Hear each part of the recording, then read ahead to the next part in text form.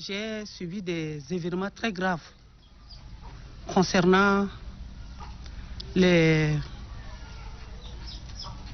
manifestations.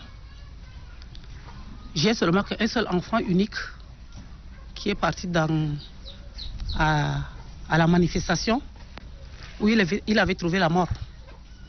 Je suis la mère de Brahim Selgué qui avait trouvé la mort devant chez Saleh Kebzabo. Dès lors que l'enfant a trouvé la mort, je suis abandonnée à moi-même.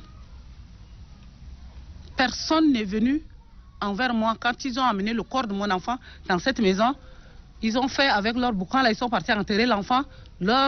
Ils sont partis pour toujours. Abandonner cet enfant-là à 4 ans. Quand ils ont tué son père, il est à 4 ans. J'ai gardé cet enfant-là de moi-même. J'ai souffert avec cet enfant-là jusqu'à cet âge. Aucun opposant qui est venu dire que voilà la femme ou son enfant là est mort là, on viendra. Ils sont là, ils m'écoutent. Si seulement la personne qui a fait son premier pas dans cette maison ou bien qui a vu devant le chez moi, il n'a qu'à lever la main.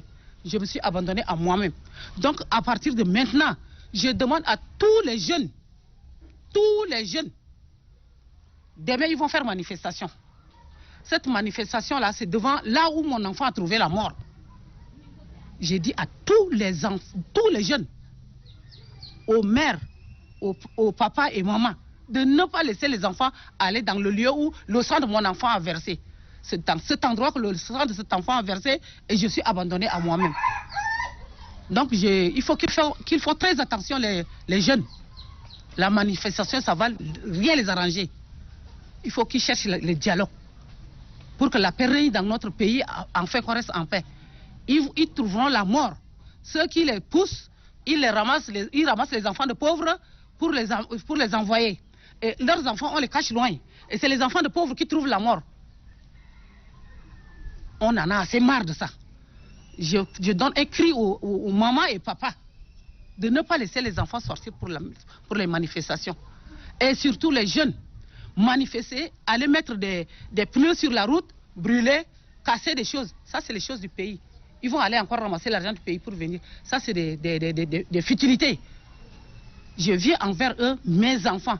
Il ne faut pas qu'ils tombent sur le même piège que mon enfant a eu.